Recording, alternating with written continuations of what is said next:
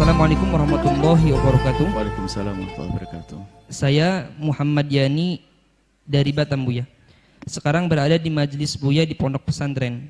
Saya mau bertanya, Buya, bagaimana sikap ulama kita tentang penutupan masjid untuk sholat Jumat yang sudah dilaksanakan di Malaysia dan Singapura karena virus corona? Bahkan demi menjaga masyarakat dari virus corona tersebut, diberitakan bahwa di Kuwait kumandang azannya berubah. Lafaz hayya 'ala shalah diganti dengan lafaz shollu fi rihalikum atau fi buyutikum, agar sholat di rumah masing-masing. Apa ini juga memang dibolehkan, Buya? Dan bagaimana kita harus bersikap dengan adanya wabah semacam ini? Banyak himbauan yang juga diserukan oleh pemerintah di Indonesia, di antaranya yaitu agar menghentikan kegiatan mengumpulkan massa, meliburkan sementara kegiatan di sekolah, dan himbauan dari Dinas Kesehatan juga agar menghindari salaman untuk mencegah penyebaran virus corona. Bagaimana kita harus bersikap, Buya? Syukron, Buya. Bismillah. Yang pertama yang kita perlukan adalah kejujuran. Kejujuran dari pihak dua, dari pihak pemerintah. Yang kedua dari pihak medis. Kalau memang dari pihak medis dan pihak pemerintah itu jujur sesuai dengan kapasitas mereka, medis dengan ilmu mereka, lalu memutuskan bahwa umat tidak boleh berkumpul-kumpul dulu untuk sementara, biar di rumah masing-masing untuk menjaga. Jika dia jujur dengan ilmunya, maksudnya tidak ada tekanan apa-apa, jujur dengan ilmunya, dan pemerintah pun dalam irama menjaga umat secara sesungguhnya, maka wajib kita patuhi. Wajib kita patuhi. Sholat Jumat tidak ada di masjid, maka selagi masih ada perkumpulan 40 orang mustautinin, adakan di mana saja. Kalau ternyata nggak bisa, tidak usah melakukan sholat Jumat, sholat duhur. Kalau memang betul, tapi kejujuran dari medis, kemudian dari pemerintah yang ingin menjaga umat demi kebaikan mereka, maka itu sah jika demikian itu. Kemudian tentunya kita bisa melihat kebenaran ini nanti adalah juga di saat perkumpulan ini kan tidak hanya di masjid saja, akan tapi di tempat lain kan ada. Ada night club di tempat-tempat itu, ada diskotik, ada segala macam, ya kan? Kemudian juga di tempat-tempat yang akan keluar masuk orang bermacam-macam, hotel semacamnya, harus dipantau semuanya. Kalau memang tujuannya untuk menjaga umat, ya kita wajib patuh dengan hal-hal semacam ini. Bahkan kalau memang betul sudah jelas diputuskan, nggak apa-apa, kita libur sementara untuk mengadakan pengajian demi kebaikan bersama-sama. Tapi memang karena itu, tapi pahala tetap mengalir. Kalau memang betul seperti itu, ya ada keputusan dari pemerintah yang jujur, nggak ada tekanan apa-apa, dan juga dari pihak medis yang jujur, medis yang benar. Ada kiai dibeli, ada medis yang dibeli. Tapi kalau kiainya jujur, maksudnya ya di sini perlu medis yang jujur sesuai dengan kapasitas ilmunya. Dia mengatakan memang begitu, ya kita wajib fas'alu ala dzikri in kuntum la ta'lamun.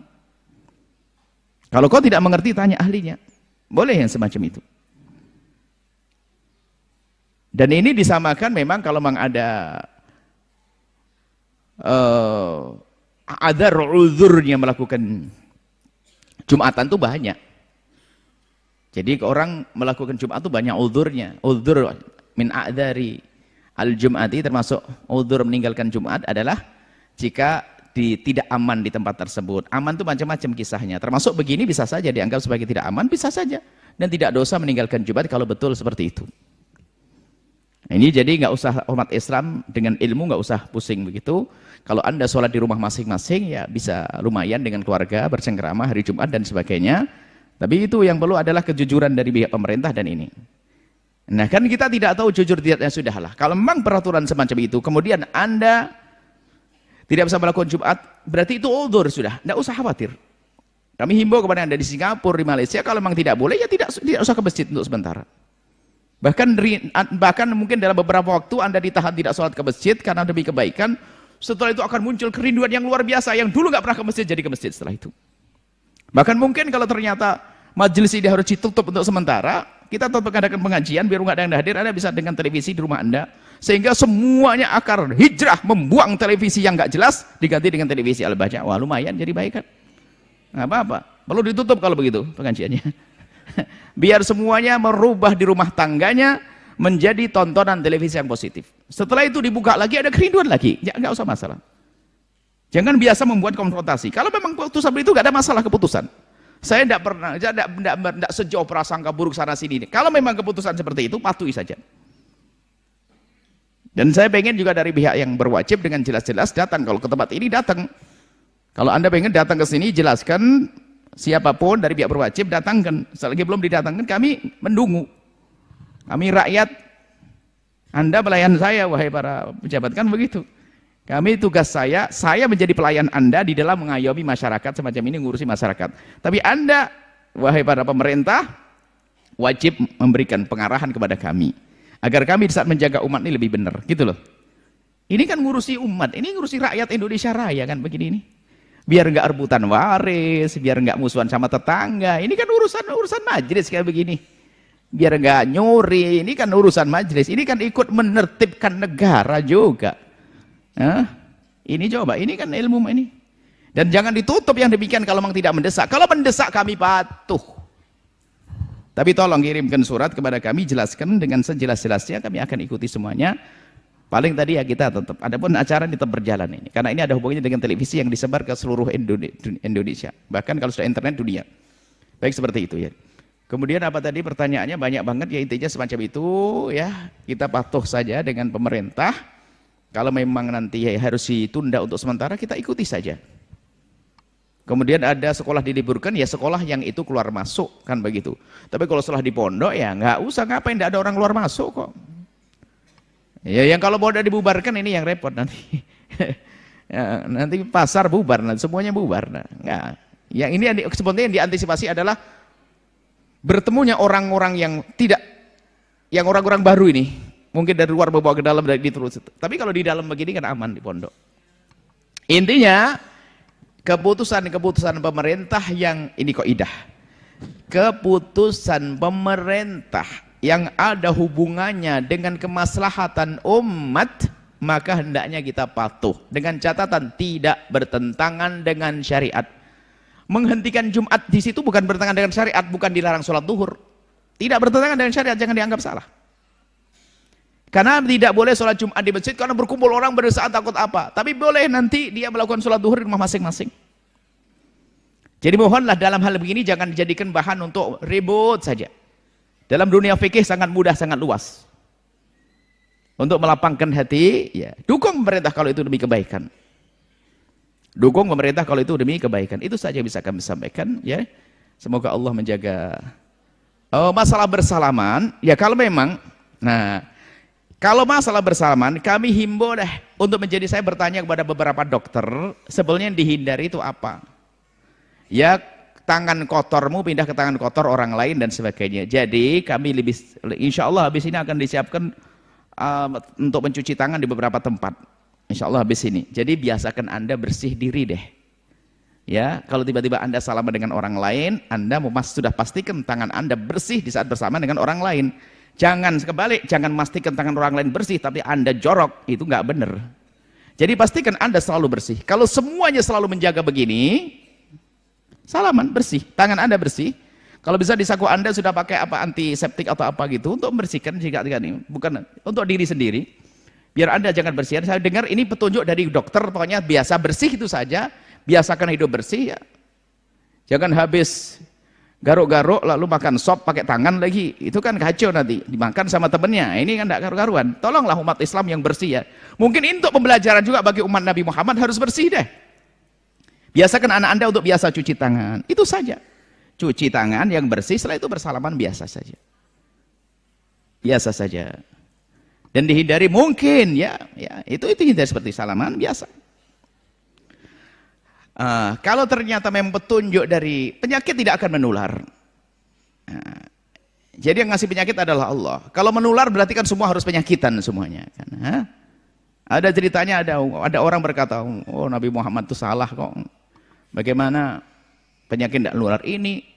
Ada ceritanya onta itu korengan. Satu onta korengan. Lalu didatangkan onta lagi didudukkan. Akhirnya yang lain pada korengan. Kudisen semuanya ontanya. Akhirnya bilang berarti Nabi Muhammad telah salah mengatakan penyakit tidak menular. Akhirnya dikatakan, yang ini ketularan siapa? Ini onta ini ketularannya ini. Terus yang pertama kena corona ini ketularan dari siapa? jadi Allah yang menurunkan penyakit. Sehingga ada orang satu pesawat pun ada ini kena penyakit, 2 kena penyakit, 40-nya juga tidak kena penyakit. Maka serahkan pada Allah, tapi tetap jaga diri, harus menjaga bersih. Biasa bersih itu penting, tidak boleh sembrono ya.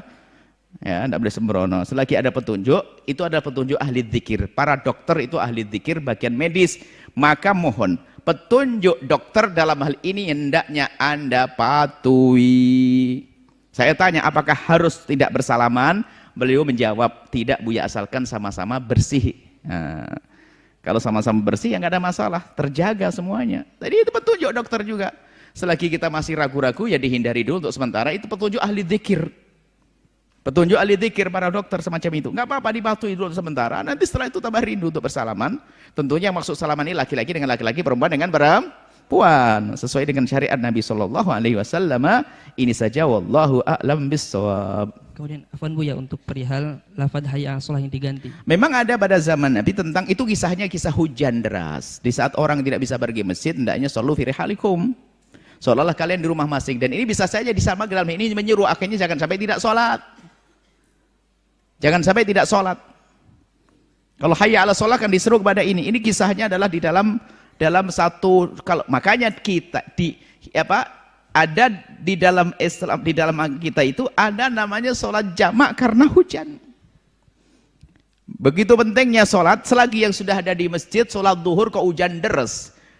Kemudian kalau sudah pulang nanti asarnya balik susah karena zaman dulu tuh becek jalan macam-macam begini. Maka boleh di sholat jamak, sholat berjamaah dengan jamak takdim. Sholat karena hujan hanya jamak takdim, nggak ada jamak takhir. Jamak akhir sholat nanti kan. Jamak takdim dan sholat duhur selagi ada hujan di waktu sholat yang pertama nyambung pertama ada hujan, maka dia boleh menjamak. Seperti itu kisahnya. Jadi itu adalah himbauan untuk melakukan sholat, dan ada pada zaman Nabi itu kisahnya, kisah tentang sholat seperti itu, sholat di hujan. Jadi seperti itu. Jadi itu mengingatkan agar orang sholat, bukan hanya sekedar mendengar seruan azan. Adapun